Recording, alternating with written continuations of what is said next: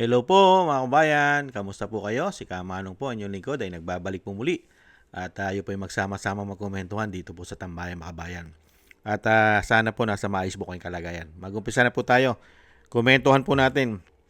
Ito pong interview ni Ted Filon kay Tito Soto.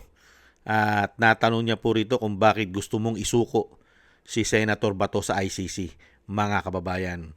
At pakinggan na po natin at panoorin at komentuhan po natin ito pong kanilang talakayan. Umpisa na po natin. In other words, Tito Sen, no, kapag hindi ito ma-resolve ng Supreme Court ang kanilang petisyon, hanggat walang judicial relief na nakukuha si Senator Bato, kapag umabot ang sa Sine-DIE ito, the more wala na kayong rason pa para siya ay kanlungin. Correct yung sinabi mong the more wala kaming karapatan. So tama, Tito Sen, kung after June 4 natapos yung session, pwede na siyang hainan ng arrest warrant ng NBI? Sorry again, pag-iulit. So after po nung session nyo, June 4 onward, sabihin na natin June 5, pwede nang kuhanin si Senator Bato ng NBI? Pwede. Dahil wala na kaming in session. Oo, kumbaga wala. Kung sasandal ka doon sa Doon sa constitutional pangalawa. provision na, Correct. di ba? Kung sasandal ka doon sa second interpretation or second Yes, view. opo. Pero kasi yung first view is pareho nung nangyari kay Senator Enrile. Hindi pina-surrender ni Senator Salonga si Senator Enrile dahil kinukuha siya ng Department of Justice noon at kasama si Fred Lim as NBI, kinukuha si Manong Johnny during session. Yes, opo. As in Kaya siya- plenary session. Opo. Siya sa pinigil, plenary session eh. Okay. Pinapasok doon. Yun ang bawal. So, yun yung unang interpretasyon na bawal doon. So, kaya si Senator Salonga pinigil. At si Senator Enrile naman ang ginawa, pagkatapos ng session, sumama. Opo. Okay, sige. So, Tito Sen, sa sitwasyon ngayon, natanong ko kanina kay Senator Bato that you're putting the institution in a very bad light, no, sa pananaw ng iba. Alright? Sa ngayon po, sir, ano ang inyo pong suggestion sa executive, kung meron man, para ho ma-resolve itong standoff na ito? It's a standoff eh.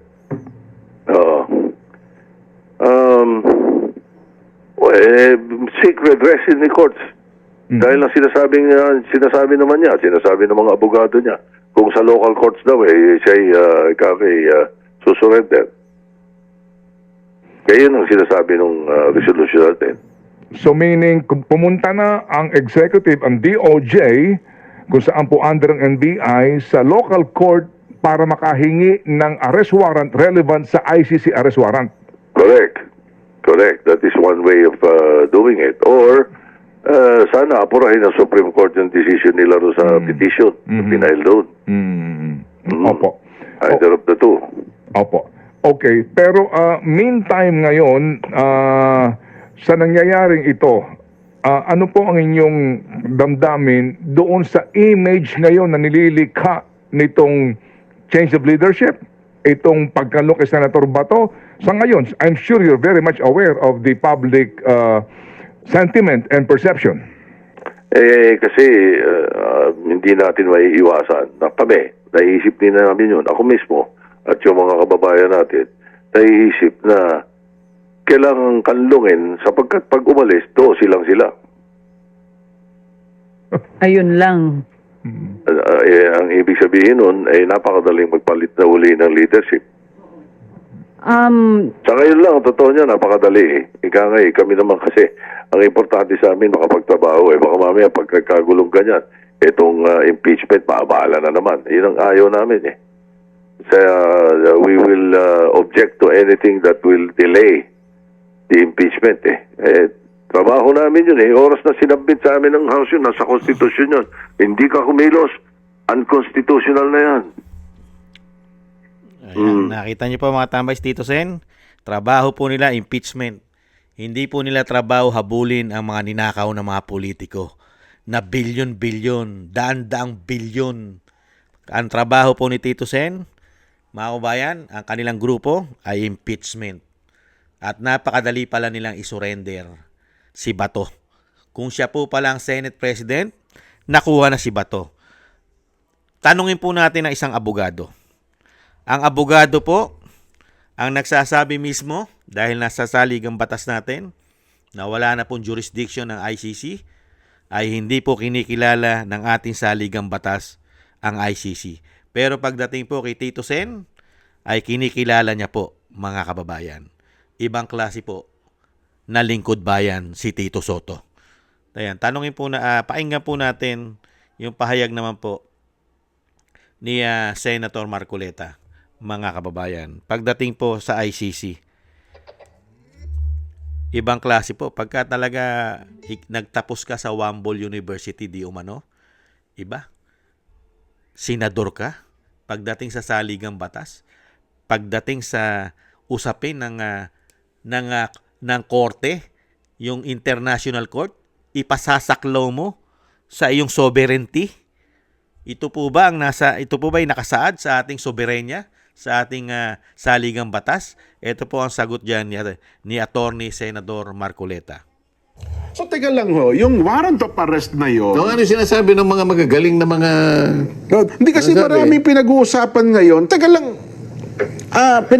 ang una pong tanong, dapat pa talagang arestuhin si Senador Bato? Kasi mula noon, hanggang ngayon, wala talaga makapagsabing, meron ba talagang lehitimong warrant para kay Senador Bato? At yun bang warrant, sabihin na natin, galing sa ICC, kikilalanin ba iyon dito sa atin? Kasi meron ng desisyon ukulo sa warrant of arrest na yun, iba, ng ipinalabas ng International Criminal Court. Bagamat hanggang ngayon, questionable yung ICC warrant, Sen.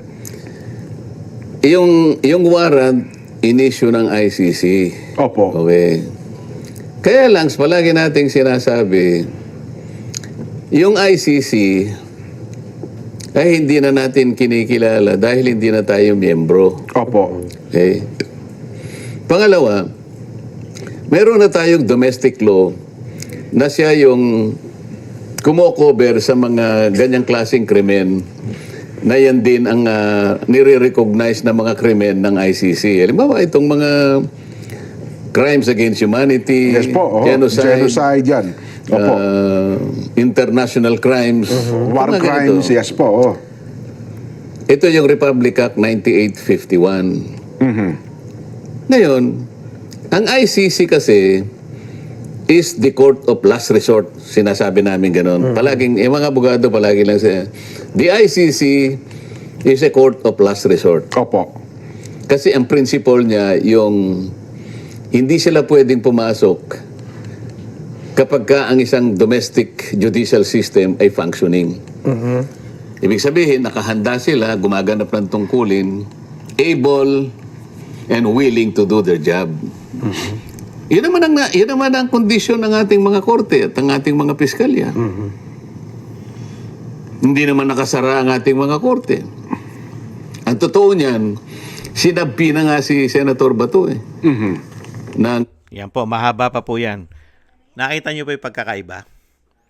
Una-una, wala na pong jurisdiction ang ICC sa atin. Hindi na po kinikilala ng bansa natin yan. Ang kumikilala lang po sa bansa natin, yan, nangunguna po si Tito Sen. Kaya pala nagkagulo sa Senado, siya pala talaga ang kasama. Kasama po pala di umano sa nagplano para madampot si Senator Bato. Dahil nga po, sila, mga kababayan, hindi po last resource po o hindi last resources po ng Pilipinas ang ICC. Nangunguna first. Kailangan sila muna bago po ang ating hustisya, bago po ang ating judicial, bago po ang ating Korte Suprema. Dahil nagpapangsyon ang korte natin.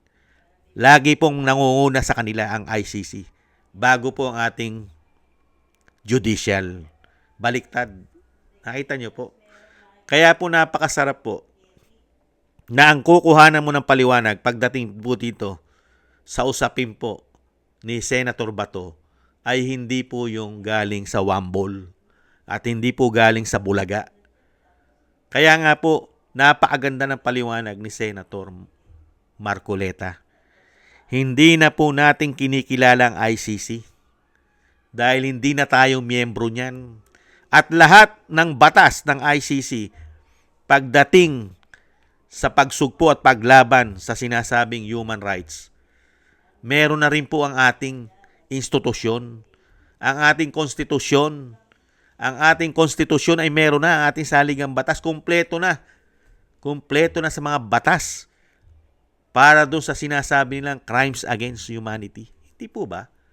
Pero pagdating dito kila Tito Soto at sa grupo nito at mismo ron sa tinatawag na bangag at bongit ng kanyang ate, hindi naman po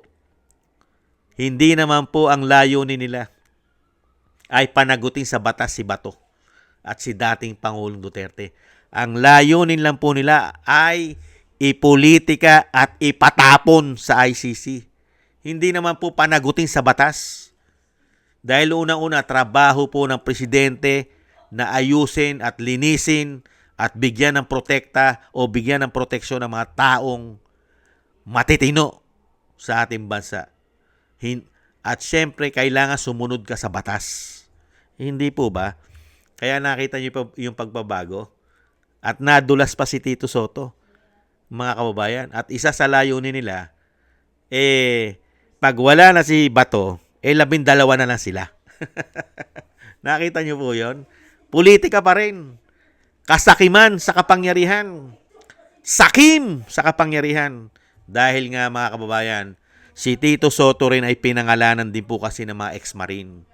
Kasama si Pampilo Lacson, pinangalanan po ng mga ex-marine, ex-soldiers, ang 18 Marines, ex-soldiers, nakasama po sila sa maleta na nakatanggap ayon sa mga Marines. Kaya nga po pilit po nilang pagtatakpan yan at tatrabahuhin yan. Na muli po na makabalik sila diyan sa Senado nang ma-impeach nila ang Vice President at maipatapo nila si Bato. Hindi po ba? At marami pa yan. Isusunod pa dyan si Go. Nakaplano na po nila yan. Nakaplano na po, mga kabayan. Kasi nga, ang ICC po kasi, pagdating po sa kanila, ay kasama na po sa gobyerno natin. Part na po ng government natin ang ICC. Ang umiiral na po, pagka po ang kalaban nila sa politika, ICC po ang ginagamit nila. Pero pagdating po ang issue ang korupsyon sa kanila, ang sasabihin po kailangan ng due process. Kailangan ng proseso ng batas. Pero pagdating po sa mga kalaban nila politika, katulad ni Senator Bato at ni dating Pangulong Duterte, hindi na po kailangan ng due process.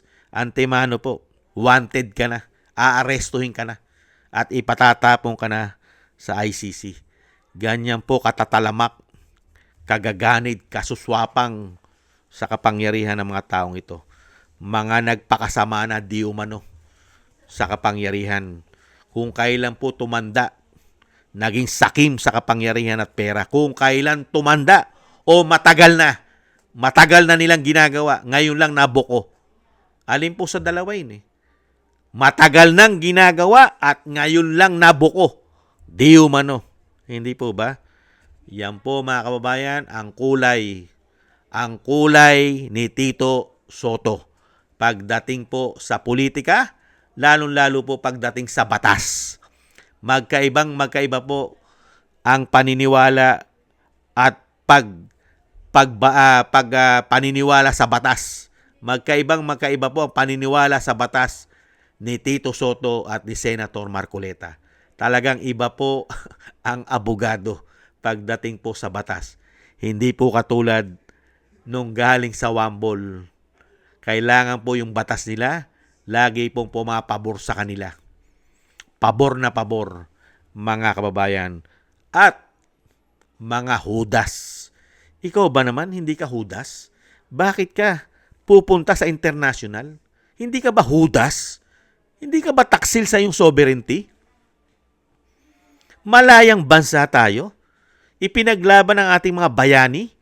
Nagbuhay sila ng buhay para lang magkaroon tayo ng sariling soberenya.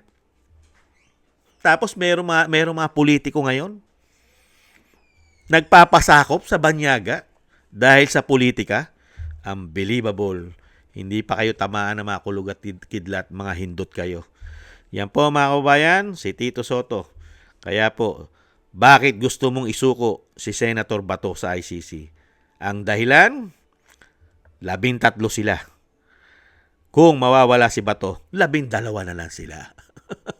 Ganun pala. Maraming salamat po mga kabayan sa nagusto po ng ating Tambayang Mga Kabayan sa YouTube at TikTok.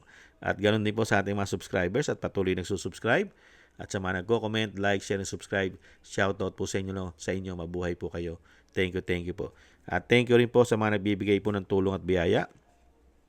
Shoutout po kay Frank Zamora ng California, USA, Mika Ligaspi, Arthur Estraniero ng USA, Melchorita Espinosa ng Orlando, Florida, Ma'am LB at Shermani ng North Miami, Florida, USA, Rolando Timbol ng Canada, Alberta, Canada, Felipe Shapno ng Texas, USA, Mila Yi, Jesus Valdepena, Rolando Guerrero, Tatay Nick ng Toronto, Canada, Annie Jo, si Jem Aris ng United Arab Emirates, Baby Roman at Ate Isa ng Cagayan, at si Eric Hersho ng Canada. Maraming salamat po sa inyo mga kabayan. At ingat-ingat po kayo sa inyo pumapagawa. At shoutout po sa inyo lahat. At God bless po sa inyo lahat. At muli po mga kabayan, dasal-dasal lang po tayo. At days-days lang po tayo mga kabayan. At samahan po natin ang maraming panalangin nang tayo po'y maingatan. Happy weekends po. Bye-bye.